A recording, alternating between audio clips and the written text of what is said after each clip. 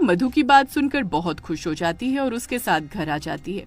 घर पर जब मधु के माता पिता छाया को देखते हैं तो मधु पर बहुत गुस्सा करने लगते हैं। ये क्या मधु, तुम किसकी बकरी उठाकर ले आई हो, और वो भी इतने बड़े बड़े थन वाली बकरी। ये तो मुझे एक नंबर की बेकार बकरी लग रही है। जाओ इसे वापस छोड़ाओ। नहीं माँ, ये वापस नहीं जाएगी, छाया हमारे साथ ही रहेगी। लेकिन मधु, तुम इतने बड़े बड़े थन वाली बकरी का करोगी क्या? मुझे तो लगता है इसके थनों में कोई बीमारी हो गई है, जिसकी वजह से इसके थन इतने सूज गए हैं। हम नहीं चाहते कि एक बीमारी वाली बकरी हमारे भेड़ों के साथ रहे और हमारी भेड़ों को भी इसकी वजह से कोई दिक्कत हो।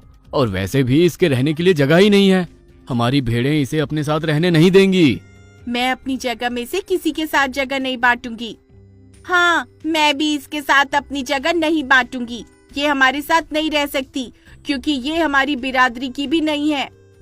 देख लिया मधु बेटा तुमने, भेड़ें भी इसे पसंद नहीं कर रही हैं। जाओ और इसे वापस छोड़ कर आओ। आप सब चिंता मत करो, इसे तुम सबके ऊपर बोझ बनाने के लिए नहीं लाई हूँ। मैं खुद छाया की सेवा करूंगी और उसके लिए एक अलग छोटी सी जगह बना लूंगी। मधु, तुम दिन बर दिन जिद्दी होते जा रही हो। मुझे तो यही समझ में नहीं आ रहा कि तुम इस बकरी का और इसके बड़े बड़े थनों का करोगी क्या? माँ बाबा आप चिंता न करें, आप अपनी भेड़ों को संभालिए, मैं अपनी छाया को देख लूंगी। मधु छाया के लिए बाहर दूसरी तरफ रहने के लिए एक छोटी सी जगह बनाती है और उसे खाने के लिए चारा और पानी देती है। चारा खाकर छाया मधु की सेवा से बहुत प्रसन्न हो जाती है और मधु से कहती है, मधु तुम कितनी अच्छी हो, अपने माँ बाप से बगावत करके मेरी सेवा कर रही हो। अब मैं चाहती हूँ कि तुम अंदर से जाकर बर्तन ले आओ और मेरा दूध निकालो। छाया, क्या तुम दूध देती हो? हाँ मधु, मैं बहुत सारा दूध देती हूँ। मधु दूध निकालने के लिए अंदर से जाकर एक छोटा सा बर्तन लेकर आती है, लेकिन छाया उसे कहती है कि उसका दूध इतने छोटे से बर्तन में नहीं आएगा। फिर मधु जाकर दूध के लिए एक बड़ा सा बर्तन लेकर आती है। मधु को इतना बड़ा बर्तन ले जाता हुआ देख उसके माता पिता हैरान रह जाते हैं। जब मधु छाया का दूध निकालने लगती है तो वो इतना बड़ा बर्तन 1 मिनट में भर जाता है। छाया मधु से और बर्तन लाने के लिए कहती है।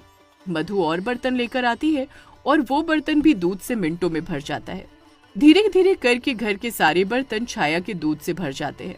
ये सब देखकर मधु के माता पिता हैरान रह जाते हैं और आकर छाया से हाथ जोड़कर माफी मांगते हैं। देखा माँ बाबा, मैं कहती थी ना छाया बहुत अच्छी है, वो कोई मामूली बकरी नहीं है। हाँ मधु, तुम सही कहती थी, हम ही गलत थे। छाया, हमें माफ कर दो, हमने तुम्हें अपने साथ रखने से इनकार किया, तुम्हारे थनों को एक बीमारी का नाम दिया। हमें नहीं पता था कि तुम कोई मामूली बकरी नहीं बल्कि जादुई बकरी हो। हाँ छाया, हमें क्षमा कर दो, हमने तुम्हारा निरादर किया। हमें नहीं पता था कि भगवान ने कुछ न कुछ सोच समझकर तुम्हें हमारे घर में हमारी गरीबी को दूर करने के लिए भेजा है। छाया, अब हम तुम्हें खुद से कभी दूर नहीं करेंगे। तुम हमारे इसी घर में रहोगी और हम मिलकर तुम्हारी खूब सेवा करेंगे। अरे धीरे बोलो मालती, कोई आस पड़ोस वाला हमारी बातें सुन ना ले और किसी को हमारी छाया के बारे में पता नहीं चलना चाहिए कि वो एक जादुई बकरी है और इतना सारा दूध देती है। लेकिन ये सारी बातें नारद का पड़ोसी हडिम्बा दीवार के उस पार से सुन रहा था। अरे बाप रे, तो ये बात है। ये बकरी 10 दिन पहले मुझे जंगल में दिखी थी, लेकिन मुझे अजीबोगरीब लगी, इसलिए मैंने इसे घर नहीं लाया। इस बकरी पर तो पहला हक मेरा है। इतना दूध देने वाली बकरी नारद मैं तुम्हारे घर में कैसे रहने दे सकता हूँ? मैं आज रात को ही इस बकरी को तुम्हारे घर से गायब कर दूंगा। नारद और मालती के साथ साथ भेड़ें भी छाया को अपना लेती हैं और अपने साथ रहने के लिए जगह दे देती हैं। वही रात को जब नारद, मालती और मधु सो जाते हैं तो दीवार से कूदकर हडिम्बा छाया को चुराने के लिए आता है। जैसे ही वो छाया को खोलकर अपने साथ ले जाने लगता है, तभी छाया उसे अपनी सींगों से जोरदार टक्कर मार देती है।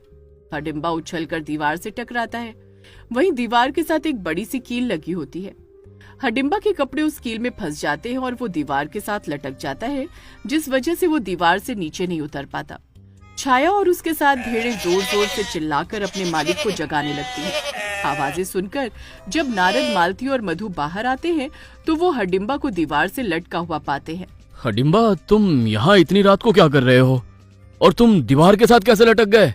नारद, मुझे यहाँ से नीचे उतारो, मैं नीचे उतर नहीं पा रहा हूँ। छाया, मेरी बच्ची तुम ठीक तो हो ना? देखिए जी, मुझे तो लगता है ये जरूर मेरी छाया को ही चुराने आया होगा। छाया, तुम ठीक हो ना?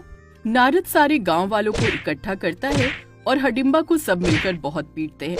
पूछने पर हडिम्बा सबको सच सच बता देता है कि वो छाया की चोरी करने आया था, जिस वजह से चोरी करने के जुर्म में गांव वाले उसे और